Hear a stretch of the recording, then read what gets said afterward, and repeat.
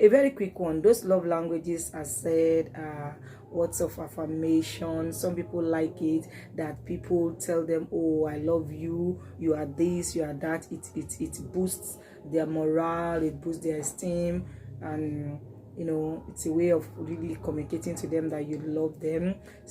For some, it is touching, is when you touch. For some, it is act of service. For some, it is giving of gift. And for some other people also, it is when you spend quality time with them. That is when they are really, you know, you really show to them that you love them. Well, these are very good and very, very important. And on this, I give credit to the great researcher Chapman that did a research on this and, you know, came up with this. However, you know, since I know they are really widely accepted, but I would like to say something about them. In my own meditations about love languages, I realized that there are so many things that, you know, come along with our efforts and efforts to practice those things as communicated in the concept of love language. All right, okay. And one of those things is that sometimes we get it wrong, even when we want to, you know, observe other people's love languages and try to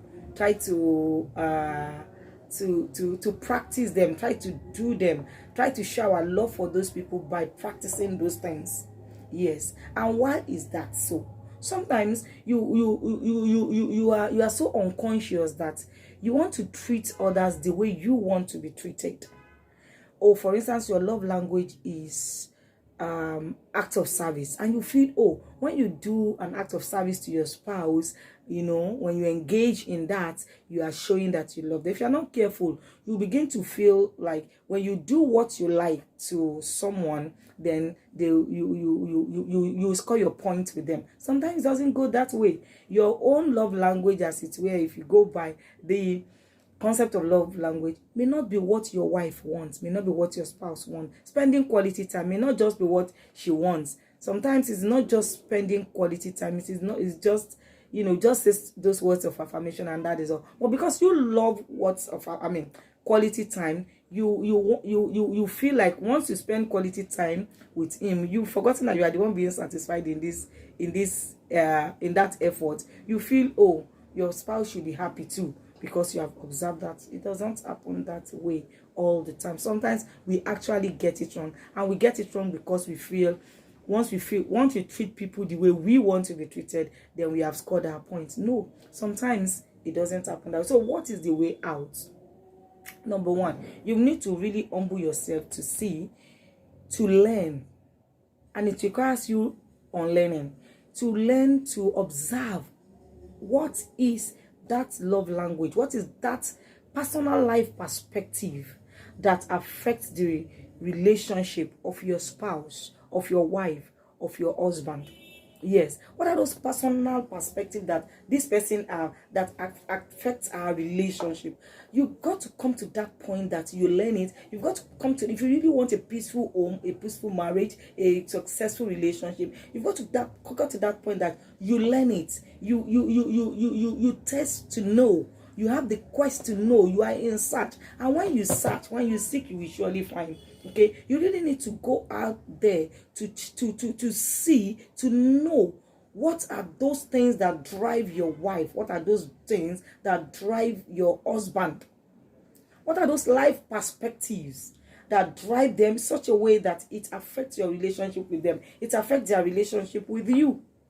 As long as you are not willing to look at these things and really take note of them, you will continue to hit the rock. You will continue to have problems with your man. You continue to have problem with your woman, because you are trying to treat him, you are trying to treat her like you would love to be treated, and sometimes it does not work like that. When you want to implement that, remember, it is you that it works for. It might not work for them. So life requires that you humble yourself and learn what works. What are those life perspectives? That's why I just don't want to use the word love language, because if you look at it in the holistic view, love languages are actually life perspectives that affect our life perspectives, okay, that affect our relationship. And another thing is that if care is not in, why, I'm talking about why we get it wrong when it comes to the concept of love language. So sometimes, okay, you just want to be stubborn. You have realized that this is how this person, since life has been patterned, this is how this person has been wired to think, to do things. Rather than trying to fight that wall, why don't you look for wisdom to bring down that wall? If that wall is one that will not allow you to penetrate. Many times we are still stubborn. We want to demonstrate our own stubbornness by saying she has to come to my level, she has to come to my side, she has to come to understand with me, he has to come to understand with me, he has to come to terms with what I want. Why wouldn't you want to come to terms with what she wants?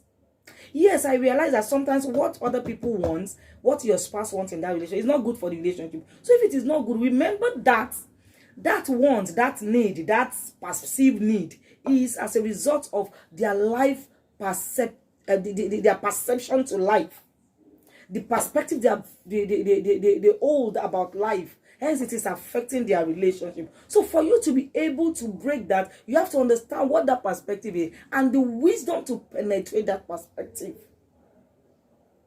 Yeah. The wisdom to walk around it until you are able to win them over to your side. Sometimes, yes, what our spouse wants is not what is good for the relationship. But you have to humble yourself. You have to forget your own stubbornness and say, no, you just have to come over. It is not all the time. Sometimes you have to pretend to have gone over to their side for you to win them over to your side. If you understand what I mean. It is called wisdom. So let's stop fighting nature. Let's stop fighting our spouse's nature, your husband's nature, your wife's nature, and you expect peace. No. You've come to accept that nature. It is when you accept that this person is like this, that you will now open up your own channels, your own reasoning channels to say, okay, now, how do we combat this? But as long as you don't come to that acceptance, you will live your life as if they are not there and they are always there anyway. All right, okay. On the other hand, like I said, the concept of love language is a very good one. It's a tool to demonstrate our love. However, if you are not careful, it will become a tool of accusation in your relationship. Don't be too rigid about he must give me gifts, he must say those words, he must, have quality time. These things are very, very important, very, very good. But sometimes that time you are asking for a quality time, are you being considered? Is that the time that person can actually give you that quality time? That's what I'm trying to say. You need to get to that point that you balance it. There are some things you want from your spouse that you're not going to get at that time, but you can get it some other time. Marriage is understanding. Successful marriage comes through understanding. In fact, that is the long and short of what I've been saying since. And hence, I'm going to leave you with that. What sort of understanding are you seeking about your spouse that will improve your relationship? And what effort will you start making this week? What effort do you need to make in order to get the needed understanding such that you will now know how better to deal with your spouse, and you will start having on an incremental note, on an incremental level, a more more beautiful relationship. So I'm leaving you with that. That's your Monday Marriage Tonic. It's actually a thought, something to provoke your thoughts in that dimension, in that area. Nobody is going to work your marriage for you. Nobody is going to make your relationship work for you. It is your effort. Sometimes your wife will not even agree with you in those efforts. Sometimes your husband will not go along with you in those efforts, but you still have to make them anyway. As long as you don't relent, before you know it, you are going to make the necessary impact that will win that person over. All I beg you is not to relent. All I beg you is not to quit. And you will get there. Thank you. God bless you as you take your Monday, your Marriage Tonic. Thank you.